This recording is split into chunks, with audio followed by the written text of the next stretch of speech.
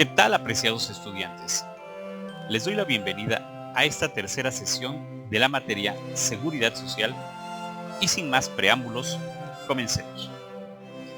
La unidad 3 que estudiaremos esta ocasión se denomina Marco Doctrinal del Derecho de la Seguridad Social y su estudio manifiesta su importancia por ser nuestro país el pionero en la reglamentación de los derechos sociales al incorporar a nuestra Constitución las disposiciones de los artículos 27 y 123 que tutelan los derechos de campesinos y trabajadores respectivamente. Posteriormente, la influencia del derecho mexicano se hizo notar en diversas legislaciones extranjeras y el derecho social se fue integrando universalmente tanto en múltiples tratados como en organismos internacionales. Ahora bien, nos enfocaremos al tema 3.1, Autonomía del Derecho de la Seguridad Social. Ante la gran discusión que surge desde el momento de modificar la teoría bipartita sobre la clasificación del derecho en público y privado, agregando una tercera rama llamada social, que destacamos en la unidad anterior, la discusión prevalece, incluso entre los especialistas de nuestra materia, y no son pocos los que se plantean las siguientes interrogantes. ¿Existe o no una real autonomía del derecho de la seguridad social? ¿Se trata de una disciplina jurídica diferente a otras cuyo objeto de estudio es distinto? Atendiendo a la idea planteada por José Campillo Sáenz de que el derecho social es el conjunto de exigencias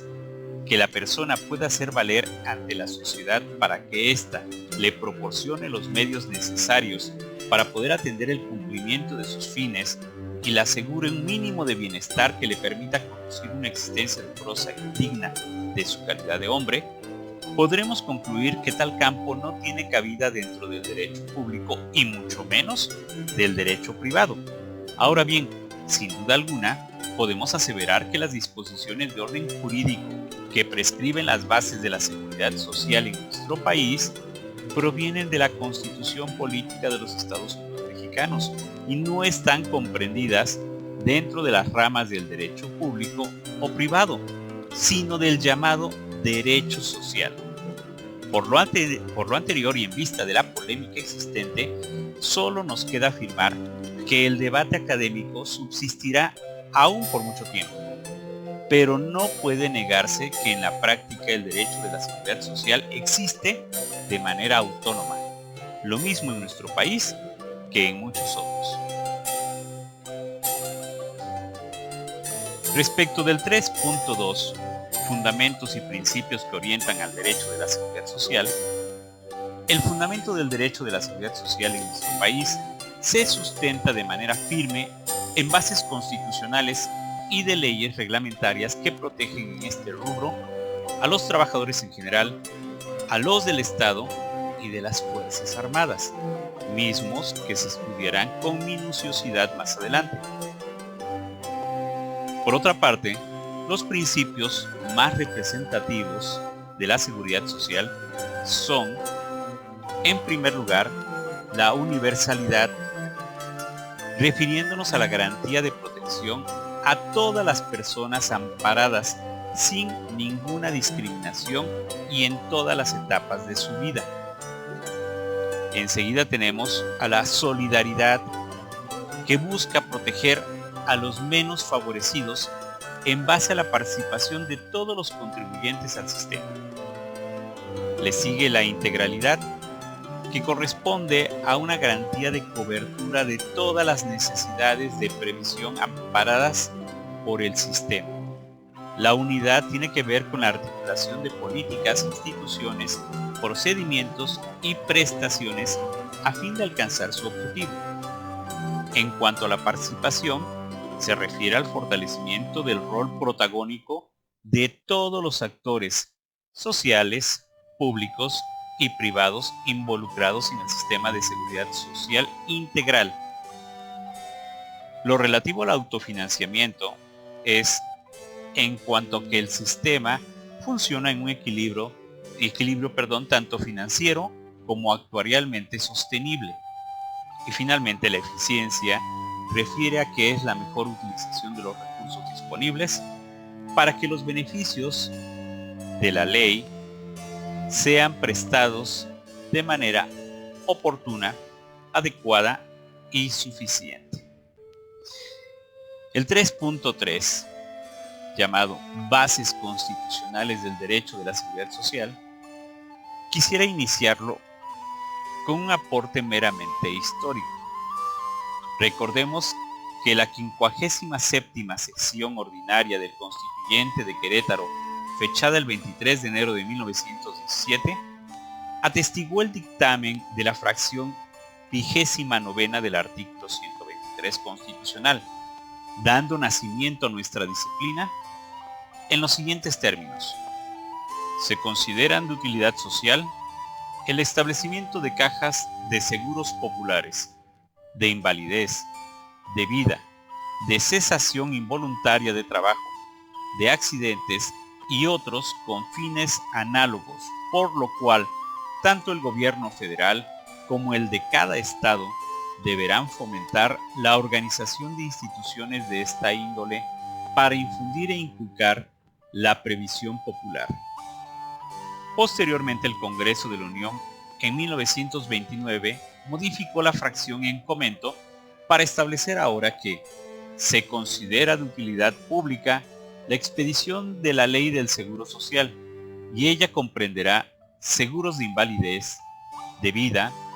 de cesación involuntaria del trabajo, de enfermedades y accidentes y otros con fines análogos. Aún así, habrían de pasar aproximadamente 15 años para que la primera ley del Seguro Social viera la luz y nuestra Constitución sufriera múltiples cambios, como la división, por ejemplo, de este artículo 123 en dos apartados, y para quedar finalmente como ahora lo podemos observar. Así, el fundamento constitucional de la seguridad social lo vamos a encontrar dentro del título sexto denominado del trabajo y de la previsión social. En el artículo 123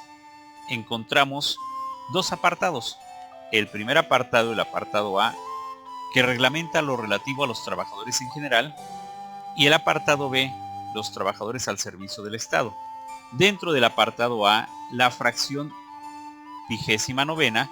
dispone algo parecido a lo que acabamos de leer. Es de utilidad pública la Ley del Seguro Social, y ella comprenderá seguros de invalidez, de vejez, de vida, de cesación involuntaria del trabajo, de enfermedades y accidentes,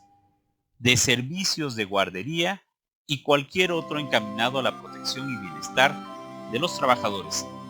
campesinos, no asalariados y otros sectores sociales y sus familiares. Por otra parte, el apartado B, que reglamenta la relación de los trabajadores al servicio del Estado, en su fracción 11ª dispone: la seguridad social se organizará conforme a las siguientes bases mínimas, y enlista que cubrirá los accidentes y enfermedades profesionales, las enfermedades no profesionales y maternidad, la jubilación, la invalidez, vejez y muerte. En caso de accidente o enfermedad, se conservará el derecho al trabajo por el tiempo que determine la ley. Las mujeres durante el embarazo no realizarán trabajos que exijan esfuerzo, protección a la maternidad, a la gestación. En cuanto a los familiares de los trabajadores, que tendrán derecho a asistencia médica y medicinas. También que se establecerán centros para vacaciones, para recuperación, tiendas económicas. Se proporcionará a los trabajadores habitaciones baratas, los créditos para las viviendas, las aportaciones que deban hacerse, obviamente tendrán que ver con la aportación que hace el trabajador y las que hace el Estado. Pero también es destacable mencionar que dentro de este mismo apartado B se señala en la fracción 13ª los militares, marinos, personal del servicio exterior, agentes del Ministerio Público, peritos y los miembros de las instituciones policiales se regirán por sus propias leyes, Y aquí más adelante se hace mención de que las autoridades federales de las entidades federativas y municipales, es decir, los 3 niveles de gobierno, a fin de propiciar el fortalecimiento del sistema de seguridad social, del personal del Ministerio Público, de las corporaciones policiales y de los servicios periciales, de sus familias y dependientes, instrumentarán sistemas complementarios de seguridad social. También el Estado proporcionará a los miembros en el activo del Ejército, Fuerza Aérea y Armada las prestaciones a que se refiere el inciso F de la fracción 11ª de este apartado B, en términos similares y a través del organismo encargado de la seguridad social de los componentes de dichas instituciones. De igual forma, la fracción 14ª dispone: la ley determinará los cargos que serán considerados de confianza. Las personas que los desempeñen disfrutarán de las medidas de protección al salario y gozarán de los beneficios de la seguridad social. No podemos olvidar también que hay otros artículos que sirven de sustento a nuestra seguridad social, como lo es el artículo 1 en su primer párrafo, que dispone: en los Estados Unidos mexicanos todas las personas gozarán de los derechos humanos reconocidos en esta Constitución y en los tratados internacionales. De igual forma, el artículo 4, que todos identificamos como el de la igualdad entre la mujer y el varón, dispone que la ley debe proteger la organización y desarrollo de la familia, que toda persona tiene derecho a la protección de la salud, a un medio ambiente sano, al acceso, disposición y saneamiento del agua, y que toda familia tiene derecho a disfrutar de la vivienda digna y decorosa. De igual forma, tenemos que citar como otro fundamento el artículo 73, que dispone las facultades del Congreso de la Unión, específicamente en la fracción 16ª, en donde se señala que es facultad del Congreso de la Unión dictar leyes sobre nacionalidad, condición jurídica de los extranjeros, ciudadanía, naturalización, colonización, emigración e inmigración y salubridad general de la República.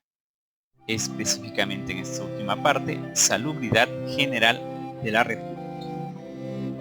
Pasaremos por último al 3.4, que refiere a los organismos internacionales de seguridad social, en donde me gustaría acotar que este tema, aunque solamente enlista precisamente a esos organismos internacionales que aplican en nuestra materia, la lista difiere según el autor que consideremos. En cuanto a nuestra doctrina, existen muchos organismos que algunos autores, por ejemplo, contemplan a la ONU, a la UNICEF o a la UNESCO. Sin embargo, en el entendido de que se consideran organismos internacionales especializados a aquellos